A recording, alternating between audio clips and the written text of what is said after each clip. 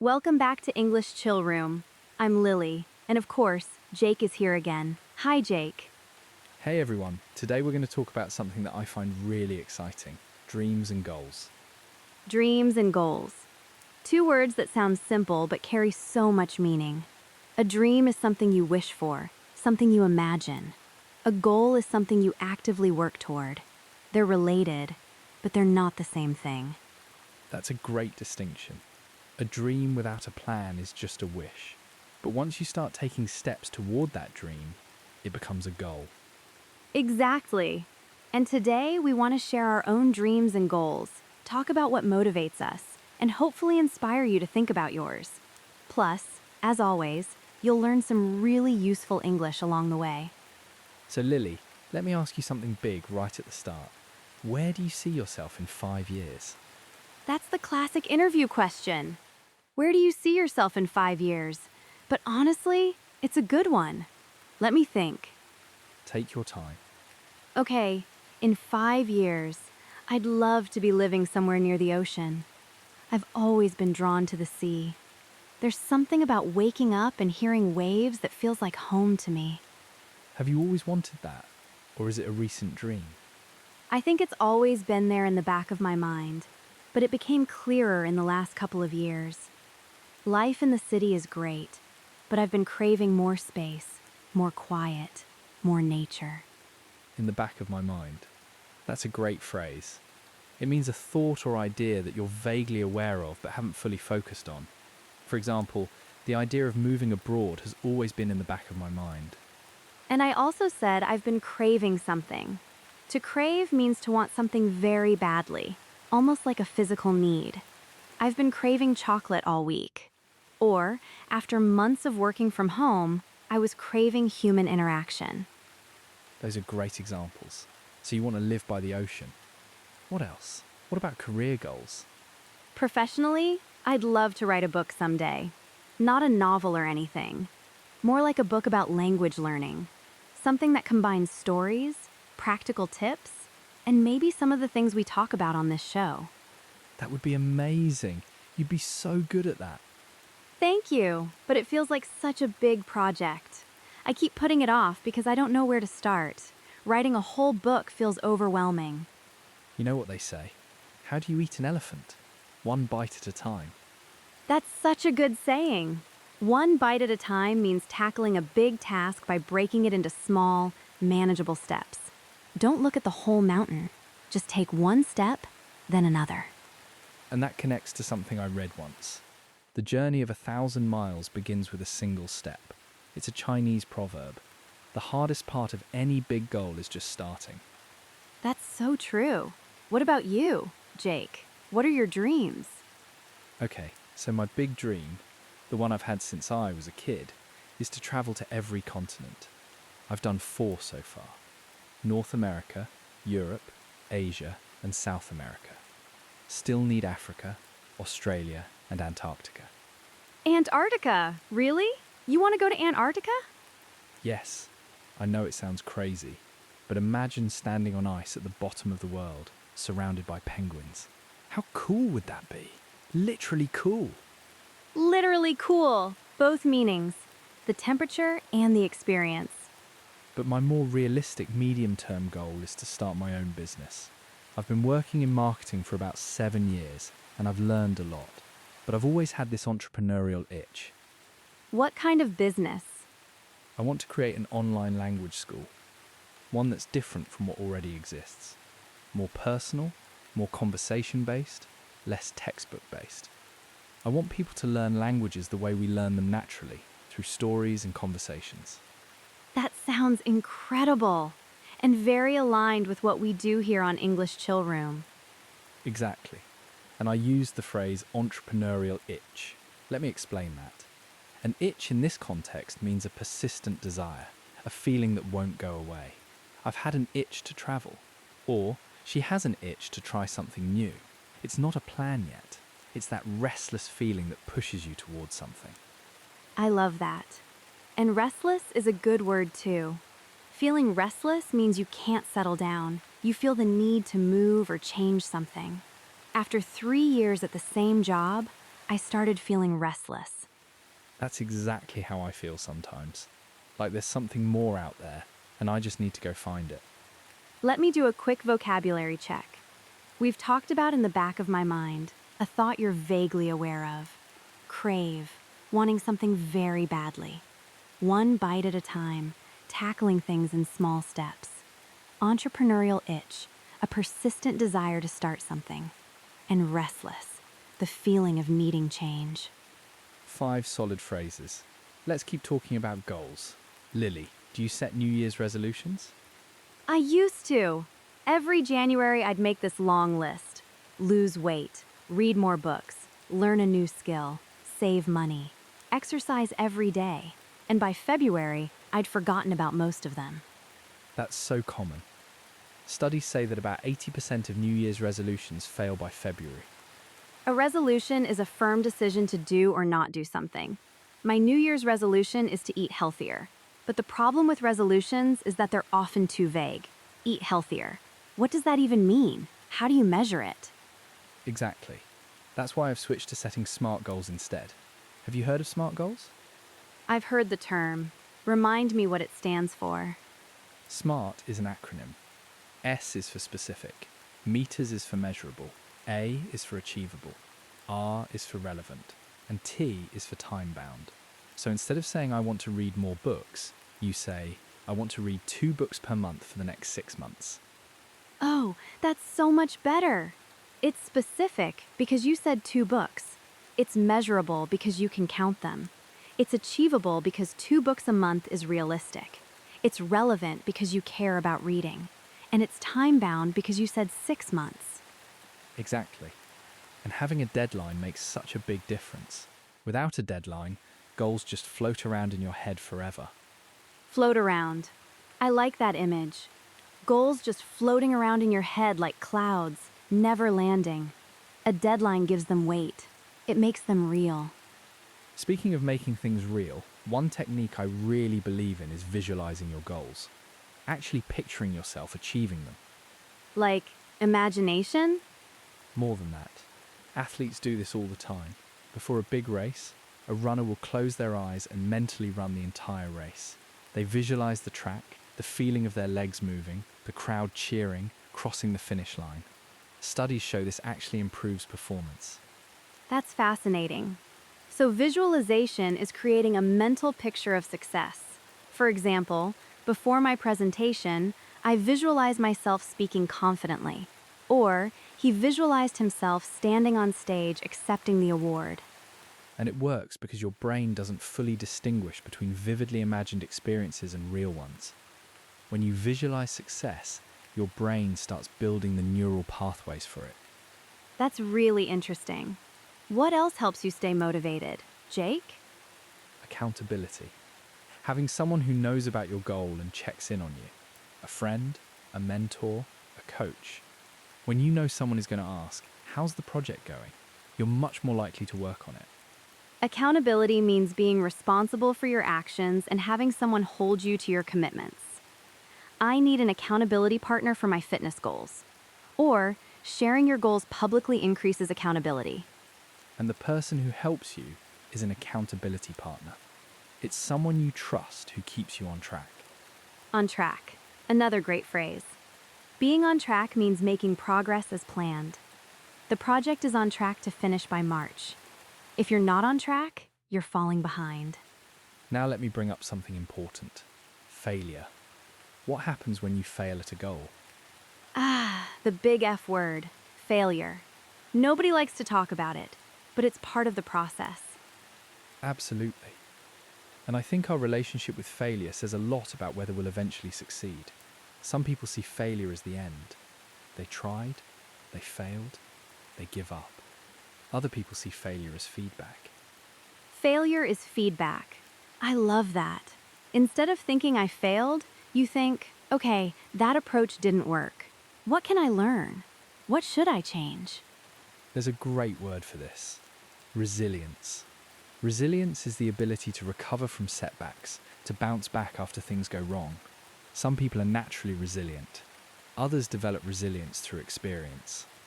For example, She showed incredible resilience after losing her job. She applied to 50 companies and eventually found something even better. Or, children develop resilience by facing small challenges and learning to overcome them. And setback. A setback is a problem that delays or reverses your progress. Losing my job was a major setback, but I used the time to start freelancing. Or, the rain caused a setback in the construction schedule. Setbacks are temporary. They slow you down, but they don't stop you, unless you let them. Let me do our vocabulary check-in here. We covered visualization, creating mental pictures of success, accountability, being responsible and having someone to check on you, on track, making progress as planned, resilience, the ability to bounce back, and setback, a problem that delays progress.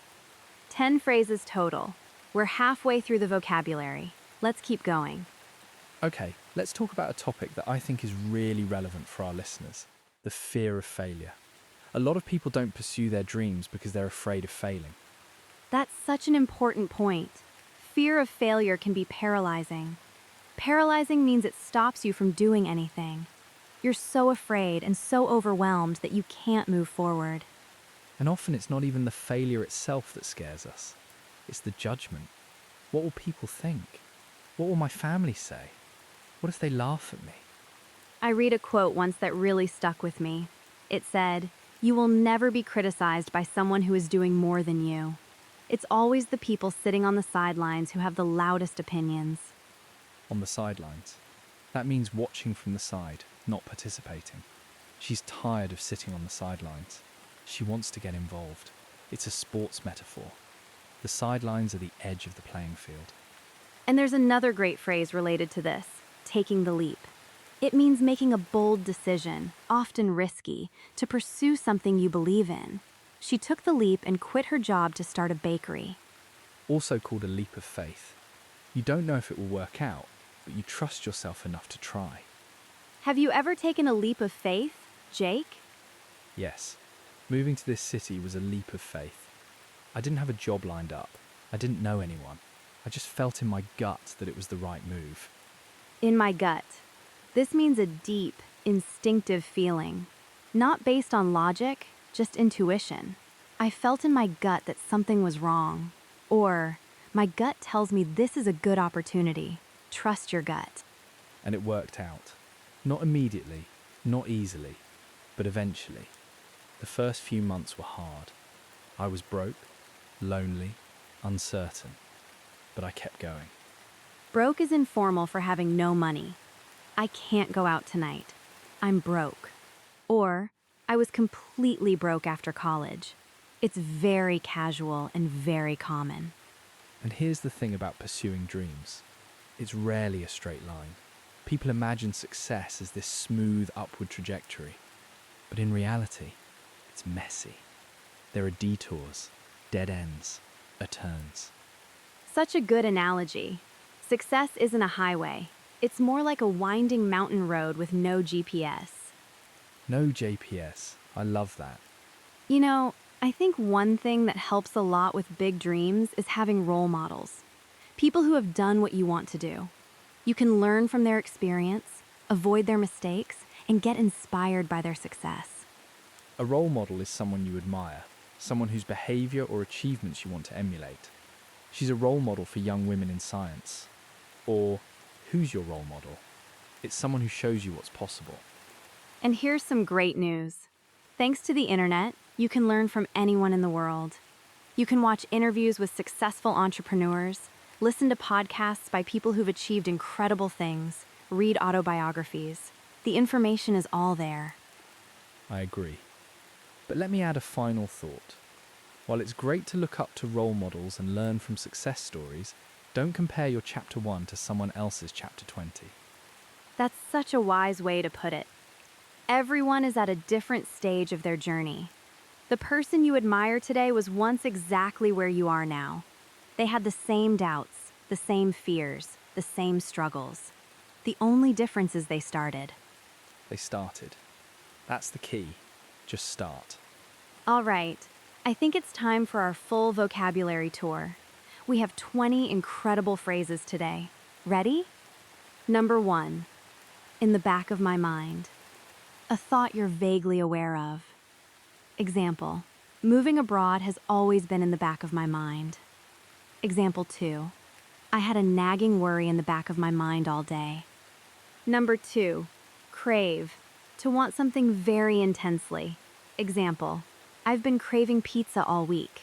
Example 2, after months of routine, she craved adventure. Number 3, one bite at a time, tackling a big task in small steps. Example, don't panic about the project, just take it one bite at a time. Example 2, learning a language is like eating an elephant, one bite at a time. Number 4, entrepreneurial itch, a persistent desire to start a business. Example, he had the entrepreneurial itch from a young age. Example 2, working in corporate made her entrepreneurial itch even stronger. Number 5, restless, feeling the need to change or move. Example, I feel restless after sitting at a desk all day. Example 2, the students grew restless during the long lecture. Number 6, resolution, a firm decision to do something. Example, her New Year's resolution is to travel more. Example 2, he made a resolution to spend less time on his phone. Number 7, visualization, creating mental images of achieving a goal. Example, athletes use visualization before competitions. Example 2, she practiced visualization every morning, imagining her successful business. Number 8, accountability, being responsible and answerable for progress. Example, having an accountability partner helped me stick to my diet. Example 2, public accountability increases the chances of reaching your goals. Number 9, on track, making progress as planned. Example, despite some delays, the project is still on track. Example 2, am I on track with my savings goal this year? Number 10, resilience, the ability to recover from difficulties. Example, her resilience after the injury inspired everyone on the team. Example 2, building resilience takes time and experience. Number 11, setback, a problem that delays progress. Example, the failed experiment was a setback, but the team learned from it. Example 2, financial setbacks are common when starting a business. Number 12, paralyzing, so intense that it prevents action. Example, the fear of public speaking can be paralyzing. Example 2, she felt a paralyzing anxiety before making the decision. Number 13, on the sidelines, watching without participating. Example, he's tired of being on the sidelines and wants to join the team. Example 2, you can't score goals from the sidelines. Number 14, take the leap, making a bold, risky decision. Example, she took the leap and moved to another country alone. Example 2, sometimes you just have to take the leap and see what happens. Number 15, in my gut, a deep, instinctive feeling. Example, I knew in my gut that the deal was too good to be true. Example 2, trust your gut. It's usually right. Number 16, broke, having no money, informal and casual. Example, I'm broke until payday next week. Example 2, college students are almost always broke. Number 17, straight line, a simple, direct path without complications. Example, success is rarely a straight line. Example 2, my career path hasn't been a straight line, but I'm happy where I ended up. Number 18, role model, someone you admire and want to emulate. Example, my mother is my biggest role model. Example 2, athletes often become role models for young people. Number 19, Chapter 1 versus Chapter 20. Don't compare your beginning to someone else's middle. Example, remember, you're comparing your Chapter 1 to their Chapter 20. Be patient. Example 2, every expert was once a beginner. You're just in a different chapter. And number 20, just start. The most important step is beginning. Example, stop overthinking and just start. Example 2, the hardest part of any project is just starting. 20 powerful phrases. These aren't just vocabulary words. These are life tools. Use them in conversations, in your writing, and most importantly, in how you think about your own goals.